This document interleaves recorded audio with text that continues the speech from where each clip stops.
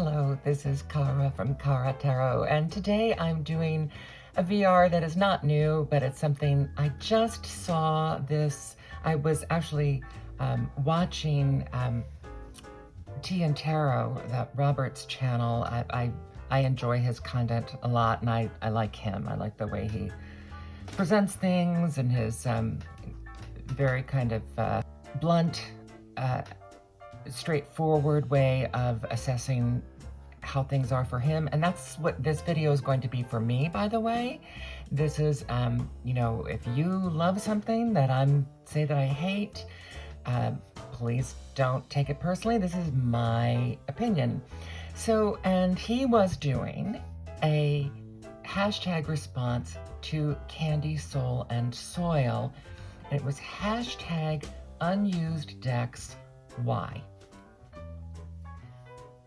I've been telling you that I'm very close to doing a culling of my decks. And this is actually part of that process for me now that I think about it. So I decided I want to do this, and I have a fair amount. This could be a longer video. So I'm going to kind of break it down. First, I'm going to break it down into decks that I have an active dislike for. And I'm going to start with this one. And you'll know exactly why. This is a fake copy of the Goddess of Love Tarot.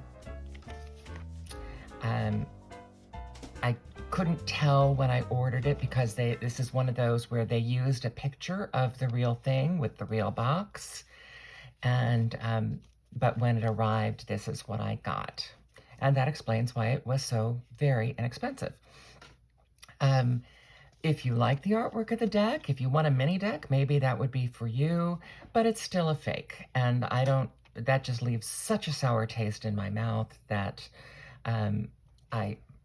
that's an active dislike in my book. And when I go out and I do public readings at different places, I keep a basket.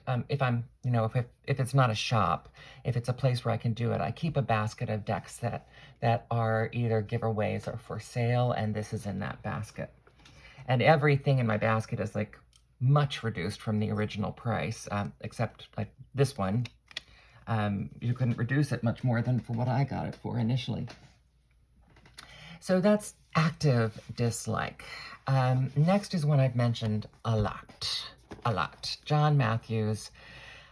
I love his topics. He covers in his decks topics that are of great interest to me. I have his Byzantine Tarot, and I most recently got his Cathar Tarot. He makes, I take great exception. I think he makes tarot-shaped objects. I don't think his decks are really tarot decks. I think his decks are study decks for another topic. And this was the one that kind of made me realize that, because the Byzantine Tarot is structured close, and it shifts the elements between fire and air. And so while that's an inherent structural change that you have to wrap your mind around, otherwise it's very straightforward in terms of reading and usage. So that's a tarot, I would call that a tarot deck with a theme. The Cathar deck, he changes a great deal of it. This, he changes almost everything. And that's why I say it's a tarot-shaped object. It is... it's a deck that, if you want to study the history of the Grail and you enjoy studying in deck form, and a lot of people say they do like that. They find, you know, decks using cards is an accepted part of educational theory now. But it's the Grail Seeker, the Gnostic Christ, the Magdalene, Sheba, Solomon, Melchizedek, two Knights of the Temple. Right away, he starts off with big changes in the majors. That just, irritates me. It's not always. In some decks, I'm on board for it, but I was really hoping that this would be the opposite. I was hoping it would be a tarot deck with a theme, more like the Byzantine Tarot. And this I got after the Byzantine Tarot, so that's kind of what I was expecting. I didn't know he was going to redo the whole system. One of the things that I liked about this deck is that they kind of fit together to form a picture. I really do like this concept.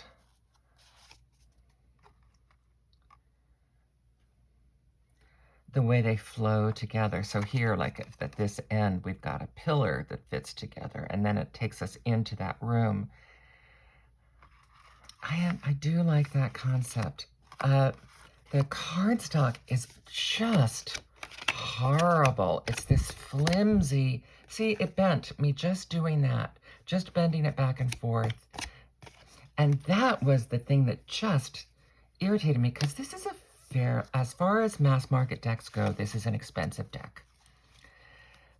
For this artwork that has this wonderful, really thoughtful way that it forms a panorama, you want cards that are more substantial. So when you put all of those elements together, it just, I mean, even looking at the cards now, I was thinking, oh, I do like this concept. I like this panorama concept. But then it's on this horrible, horrible cardstock. And then you've got to learn an entirely new system. And so active dislike for me. And I just think we need to start as a community and publishers.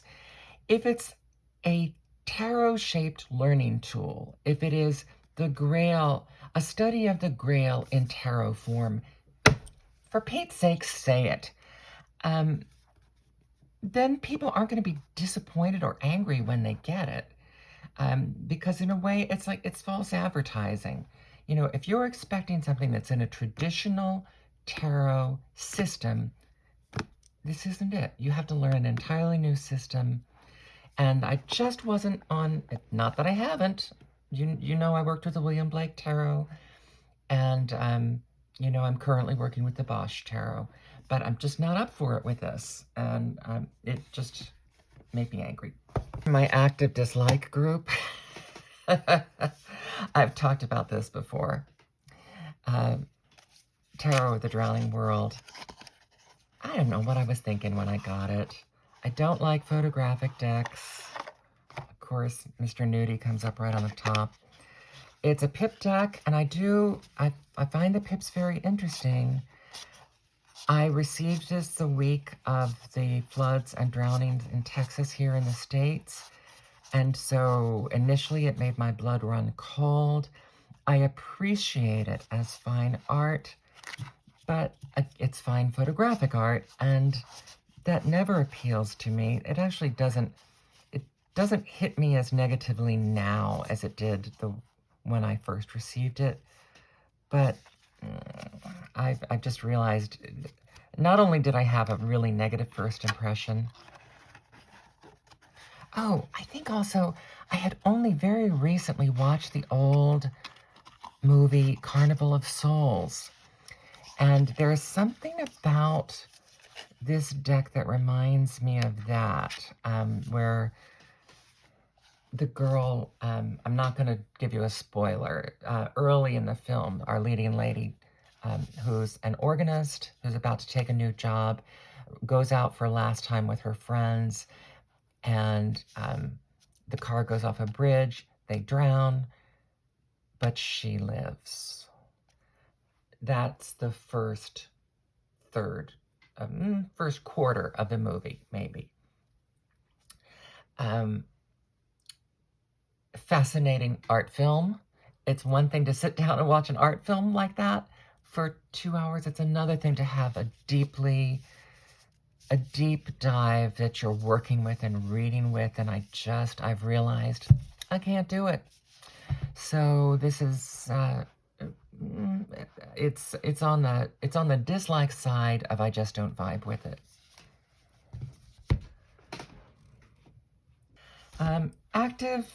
This is on the border of active dislike for me. I know a lot of people like this, and I think I like surreal collage. There's so many things I like about it, and yet it just every time I pull it out, I just think ick. There's just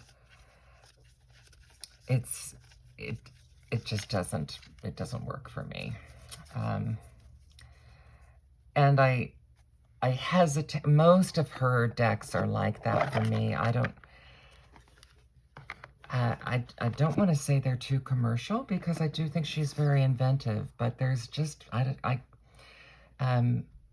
this, I knew that when I got this that I wasn't crazy about her work, and but I thought this one would transcend, and it doesn't for me.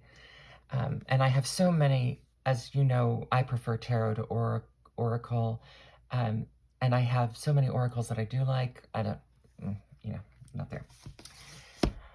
Next is, in the active dislike category, is one that a lot of people love, the Golden Art Nouveau Tarot. And I've mentioned before, I really, there's something about the faces in this deck.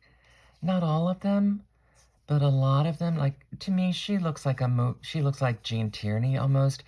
And I have trouble with photographic decks for this reason. If the face seems too identifiable to me, it can take me out of my reading. But then a lot of the faces in this deck, there's something about them, they look mean to me. And that's just me, that's so personal. Maybe it's the structure of the faces that he's using. Oh, sorry, there's lots of nudity in this deck. That doesn't bother me.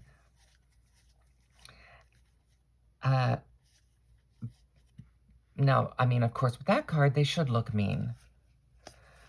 But some of the ones that are supposed to be beautiful women, and that's the other thing, is that, like, she looks nasty to me. She looks like she'd hit you with that as easily as she'd do anything else. And that is just me. And but I love the Art Nouveau style. And I kept saying, why don't I like this? Why don't I like this? So what I did is I went, and this is a good idea for a deck that if you're considering culling a deck from your collection, I went through card by card and I made a pile of cards that I like or that are okay, that I don't have, and cards that I dislike.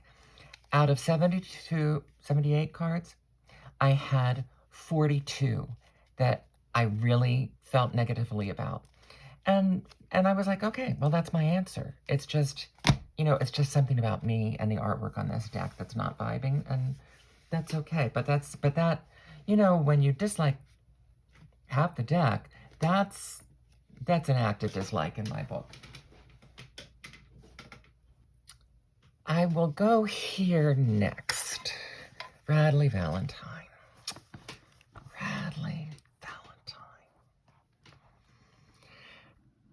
There's just, obviously I have two of his decks, so I really wanted to like them. The animal deck is sweet and fun, and I knew they were kind of this borderland between oracle and tarot. There's something about his decks that I just think are icky sweet, like Thomas Kincaid, like right there. You can see it. It looks like a Thomas Kincaid painting. And that feeling for me is just, is a turnoff. Interestingly, now on the positive side, and again, as with Colette Barton Reed, I knew that I felt that way about most of his decks. These were ones that I got, I just thought, well, I'll give them a try. There seemed to be enough cards that I like in there. that I'll give them a try and see how I vibe with them. And I look at that and I think Hallmark movie. And you know, if you love those things, you need to know that this will work for you. But those are they're not my style. I think, you know, I'm a classicist. I like, and, you know, I like classical collage. And like, you know, the sweet, sweet little children. It just doesn't do it for me. It's like a treacly is, I think, what the British call it. And um, it works for him. It sells for him. He's built a career out of it. That's great. You know, I don't begrudge him anything. It just doesn't work for me. These two I'm holding on to for a while because I do like his descriptions. These don't relate so much because they relate it to the animal. But this deck, the Angel Wisdom, I do like his descriptions on the cards. And I've actually thought I want to incorporate those meanings into the cards that I work with, which would require using it as a study deck. And this one, I do have animal decks. Those of you who know, I have, you know, I have a couple rabbit tarots. I have two dog decks and two cat decks, and then some that are like people with animal heads.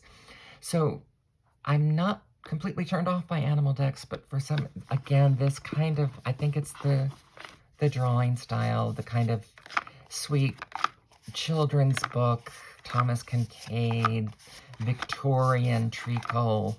There's just something about the drawing style that turns me off, which is unfortunate. So, and again, just me. So those are not, is it active dislike? I think that might still qualify for active dislike.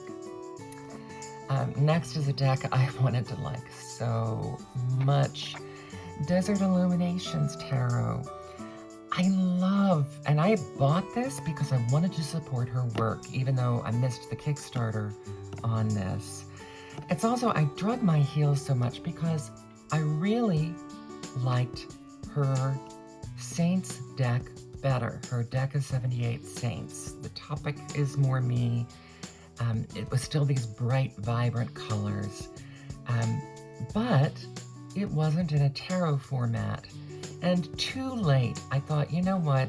I like that deck better. I should get it and number it. But by that point, she had sold out. But I did get this deck. I mean, so many things I love these colors. And I have worked with this deck. It's an easy read. This is not one I'm sure about getting rid of because I think it'd be a fun party read. And I do keep some decks that I would just take out to a party. But right here is why I don't like this deck. I'm not an alien gal, and I'm not a desert gal. And so aliens, deserts, and peyote, that aspect of this deck is just... And because that's the Pentacles, and that's my favorite suit.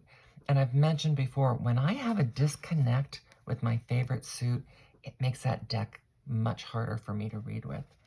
So I think this one is sticking around because it'll be one of my designated party decks that I have a little suitcase that I usually take 5 decks in. And so this is a good designated party decks.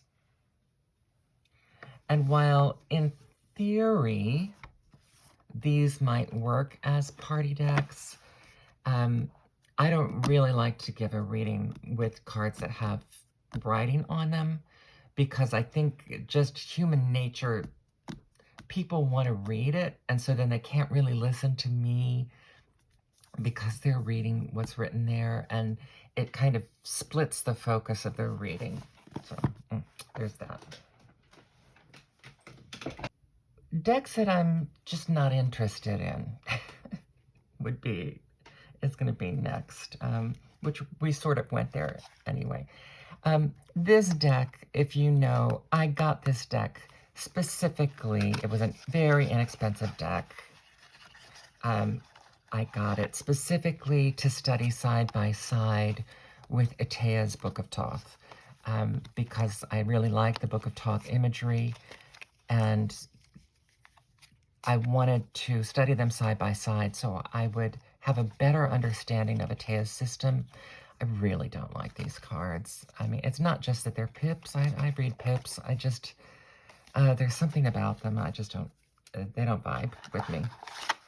And I had no intention of keeping it. I knew that when I got it. So this is one that would go on my, has already gone in my to-sell basket.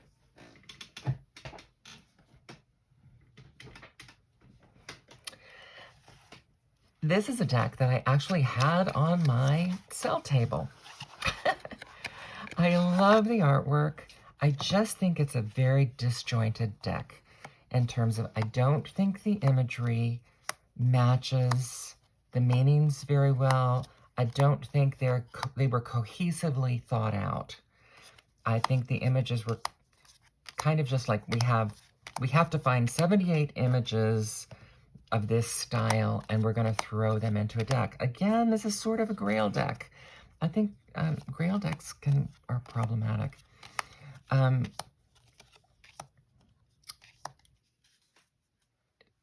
So I was just about to give it away because I thought, I just don't feel that there's a cohesive system here. And then I thought, wait a minute. I can use this as an intuitive only deck. And that will work for me because I do love the images. Again, it's something I'm not drawn to use for myself. But so again, a deck that I don't use, but this would be a very good deck to read with for other people. And because I know it well enough to know that I'm going to be reading it intuitively. It's like, I'll take the information that's the King of Cups in my head, but I'll be mostly reading intuitively. So it's a good mesh of intellectual knowledge and intuitive reading. But the symbols, there's no consistency of traditional symbols or system in them. And that's for me. So, but it's definitely, after I was already, and I think I even posted it somewhere to sell it. And then I said, no, I think I'm keeping that one. This one surprised me, the Tarot Lenormand. I thought I would like this because I like this style. Even now, I look at this like, oh, I do love this style. However, the meanings of these cards, if you use the book, the meaning, and then they have really Lenormand-based images. It's kind of a hybrid between tarot and Lenormand in such a way, like as the Two of Wands, this image doesn't help me at all for a Two of Wands. For the Three of Wands, that doesn't really ring true for me. For the Four of Wands, 3 yellow birds. I don't, what? So it's, again, for me, it's kind of a miss. It is, know that it's a hybrid. Know that it's a hybrid between Lenormand and Tarot. And I think for Lenormand readers, that might be very fascinating. And while I use some Lenormand decks, I couldn't call myself a Lenormand reader. And it's this gorgeous artwork, though.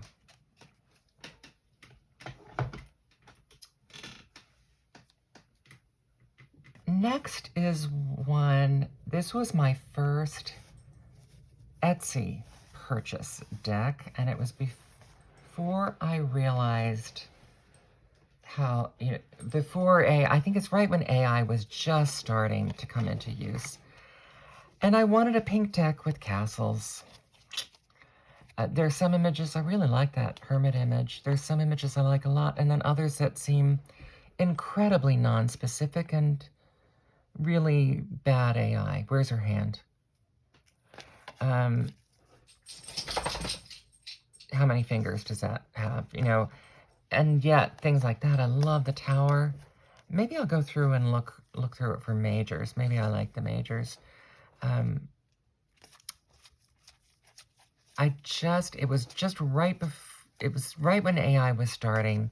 She didn't try to misrepresent it. She acknowledged she used AI in it. And I just, it's a combination of computer graphics and AI. There are also some mistakes, like the 8 of Cups. Yeah, it has 8 cups there, but then it has more cups here. And there's another one where she actually has a mistake in the number of cups on it. And I did tell her about that, and she said, you know, if she reprints them, she'll fix that. It's very bright. It's very pretty. The book is, and the backs are gorgeous, gorgeous. The book is fantastic, beautifully well written, but generic. It has nothing to do with this deck. It's a generic Rider-Waite-Smith book, incredibly well written. No credit on who wrote it. And even though I asked, I don't think I got a straight answer about who wrote it. Like, she didn't, you know, she didn't say, oh, I wrote that, you know. So I think it's, I just don't think it's not for me. Not for me. Although this one would be hard, I think harder to sell.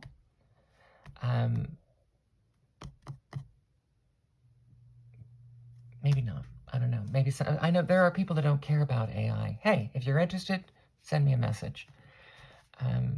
This was not a cheap deck. It was my first Etsy deck. It wasn't cheap as far as mass market goes. But then what I usually do when I'm selling decks that are slightly used, and I do mean slightly and lovingly used, you can tell it's in great condition, is I usually sell them for 50% of the original price. Plus shipping. Decks that I just don't vibe with. And, oh, I'm sorry, Pipspeak. Just don't vibe with this deck. I knew it wasn't my style, but I loved the bright colors. And I think what kind of took me, see, I love that. You know, it's so many lovely things about this deck. I'm not going to say anything bad about it, except it's just not me. And then very shortly after I got this, I got the Minchiati di Marzo, also very bright, same color ranges, bright, beautiful, but it's an historical Minchiati deck in non-traditional colors. And so the style of the artwork is more me. So, and this is just something that I just don't vibe with. Next, the Harmonious Tarot. I just use it. It's not going anywhere. I love the imagery. It's beautiful. It's sort of a hybrid deck, and then it's sort of pippy. But then it has these lovely Victorian images, which is why I got it. You can see some similarity with the Lenormand deck in the art style. So I definitely like it more. But I mean, and I lay these cards out and I say, oh, I love these. I do love these.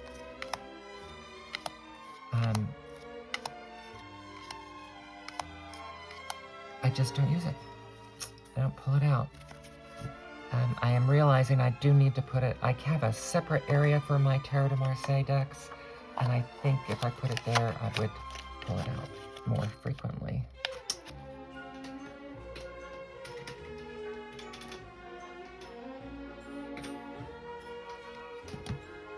And speaking of Tarot de Marseille decks, the Botanica, again, this isn't going anywhere. I adore the imagery. I don't use it much, and I don't think I ever will.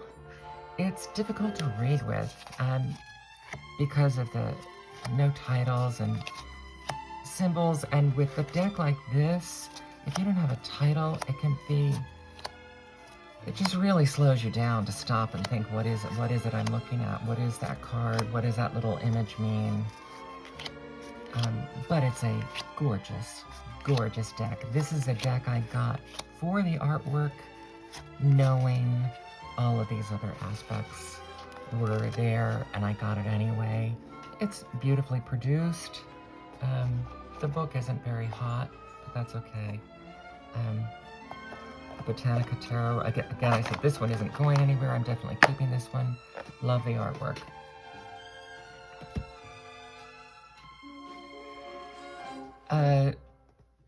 This is like 50% in the dislike category.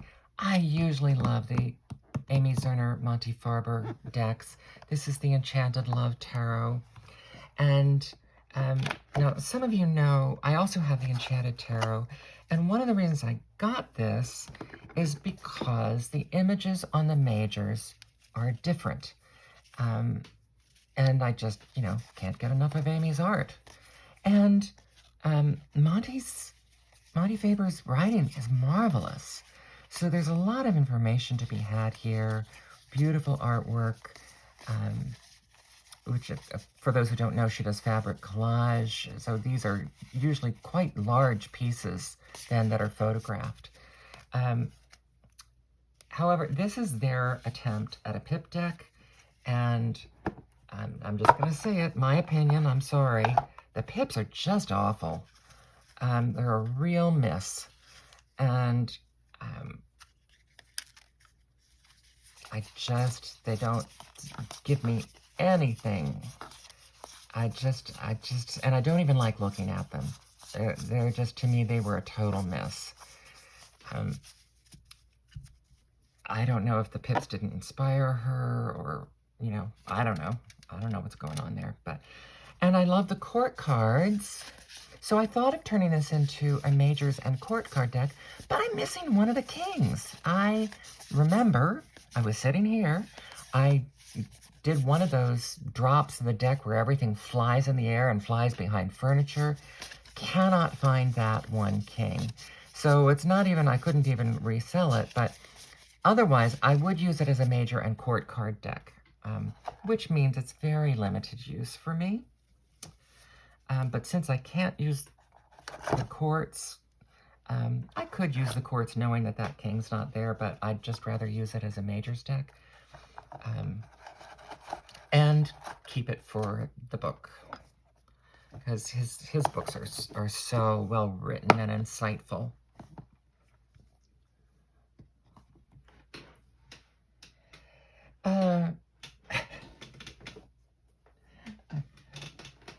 Decks I don't use.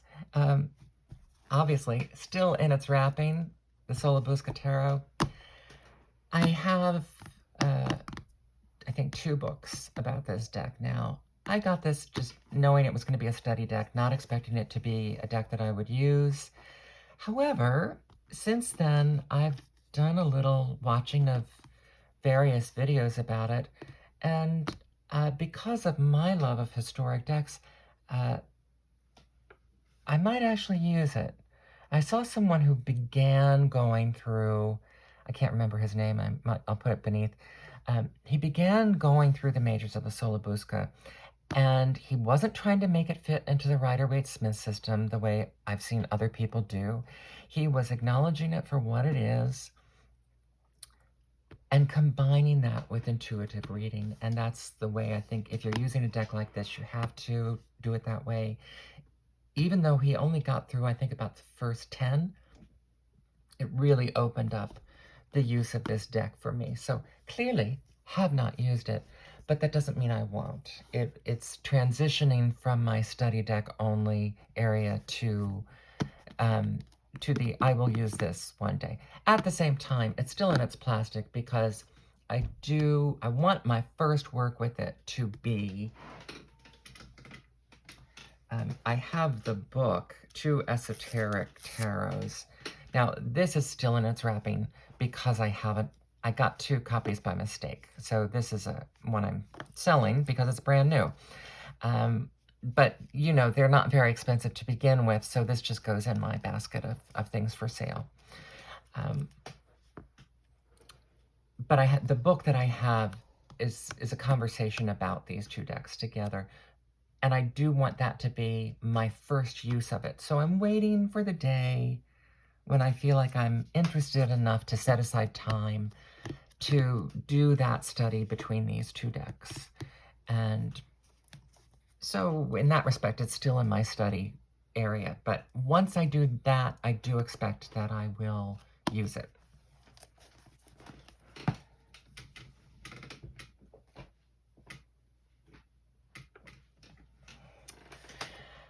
Another one that I just don't use,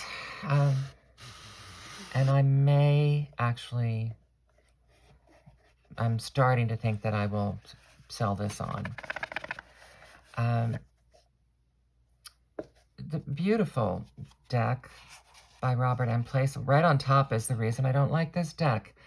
I've mentioned before, I'm a Virgo. I like the coin suit the best. This for the 7 of coins really turns me off. It's like it's about as cold as it could possibly be. I do understand that this is an alchemical structure, and a lot of the pentacles don't speak to me. That one's lovely. I love his art style. I love his artwork. Classical nudity warning, sorry. Classical nudity and lots of it.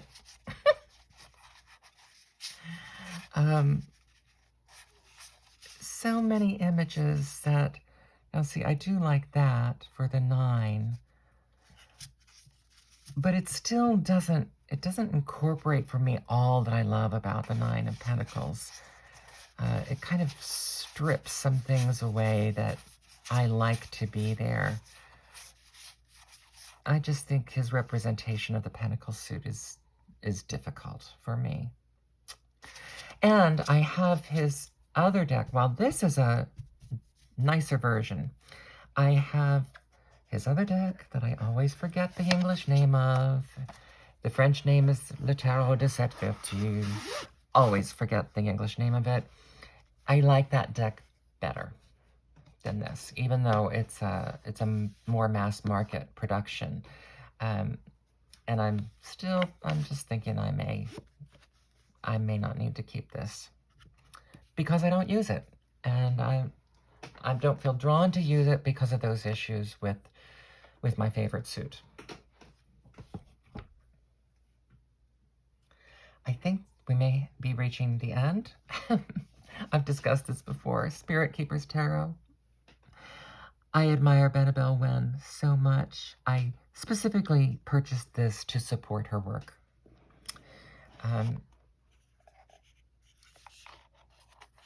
It's very busy for me. And I do really like the concept. The deck visually is very busy for me, and I'm not saying anything that she doesn't know because she has said her art style is busy. Again, this is not going anywhere. It's still in my study decks, but I don't use it. I've obviously looked at it because it's not in order, but this is about decks that I don't use, and yep, don't use it.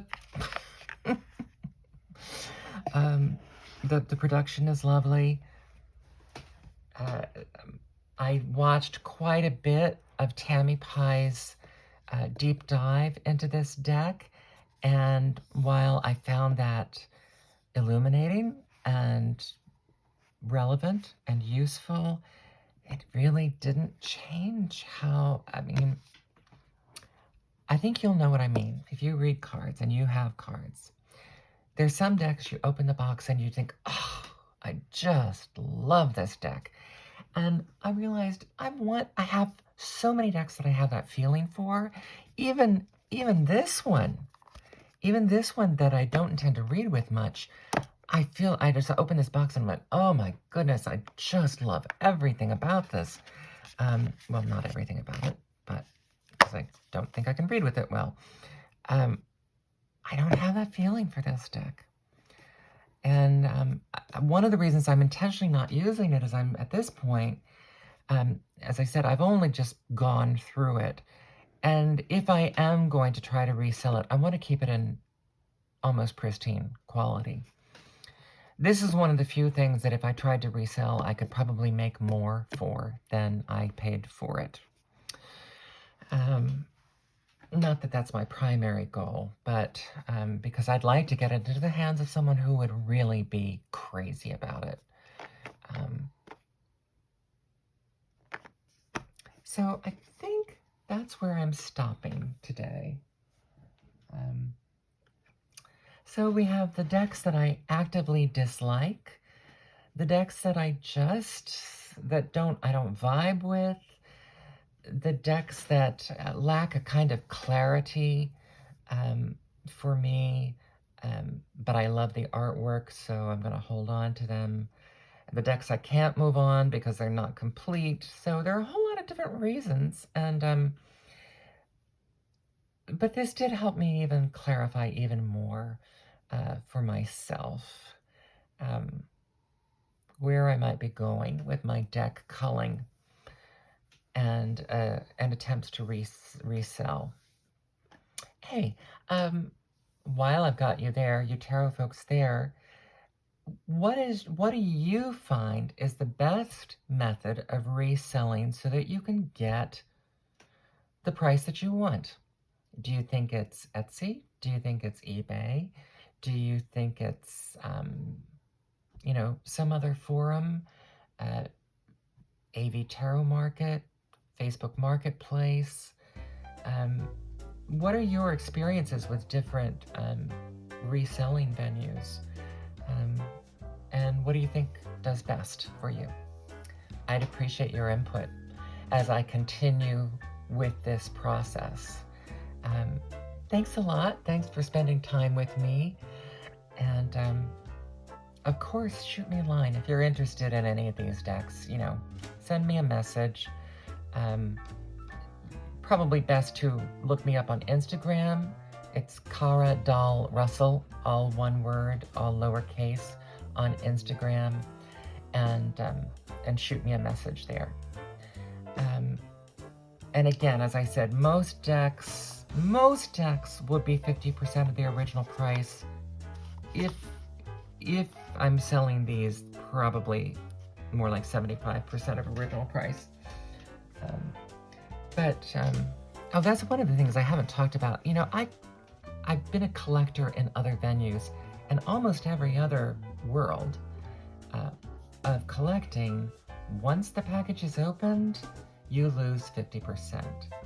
For some reason, that's not the case in tarot world. There are decks that remain highly in demand, even if they are lovingly and gently used and no longer have their wrappers. So that's something else I'm trying to balance as I look at these things. So thanks again to Robert for posting this VR. I think he did it a while ago. And to Candy Soil and Soul for making this VR a couple years ago. And thanks to you for watching. Have a lovely day.